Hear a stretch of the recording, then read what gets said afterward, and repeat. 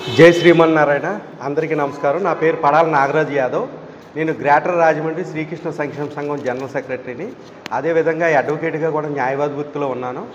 అదేవిధంగా Bharatiya Janata party Rajahmundry parliament కన్వీనర్గా కూడా పనిచేశాను.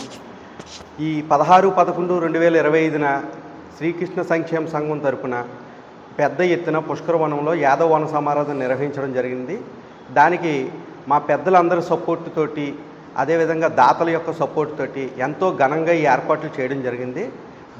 ఈ అంశం మీద ఇక్కడున్న పెద్దలందరం కూడా సుమారు మా పర్సనల్ పనులు వదులుకొని 20 రోజుల పాటు కంటిన్యూగా వర్క్ చేసి ఎంతో శ్రద్ధాభక్తులతో ఆ కృష్ణ భగవాను యొక్క ఉత్సవాన్ని జరిపి వారి యొక్క ప్రసాదాన్ని మా యాదవ సంఘీయులందరికీ పెట్టాలన్న ఉద్దేశంతో, సంకల్పంతో మీ అందరం కూడా మా పర్సనల్ పనులు కూడా వదులుకొని ఎంతో కష్టపడి ఏర్పాట్లు చేసాం.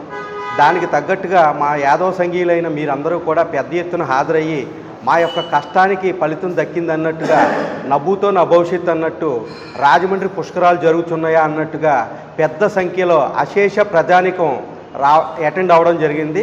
దానికి గాను మీ అందరికీ కూడా, మన యాదవ సంఘీయులందరికీ మా యొక్క కమిటీ తరపున ముందుగా ధన్యవాదాలు తెలియజేసుకుంటున్నాను. అదేవిధంగా వివిధ రాజకీయ పార్టీలకి సంబంధించిన పెద్దలందరూ కూడా, నాయకులు పెద్ద ఎత్తున మా యొక్క ఆహ్వానాన్ని మన్నించి ఈ యొక్క కార్యక్రమానికి విచ్చేసి ఆ యొక్క కృష్ణ భగవాని యొక్క ప్రసాదాన్ని స్వీకరించి యాదవుల యొక్క ఔన్నత్యాన్ని, గొప్పతనాన్ని శ్లాఘించడం జరిగింది. వారికి కూడా మా యొక్క సంఘం తరపున, మా యొక్క ఈ కమిటీ వారందరి తరపున నేను ప్రత్యేక ధన్యవాదాలు తెలియజేసుకుంటున్నాను.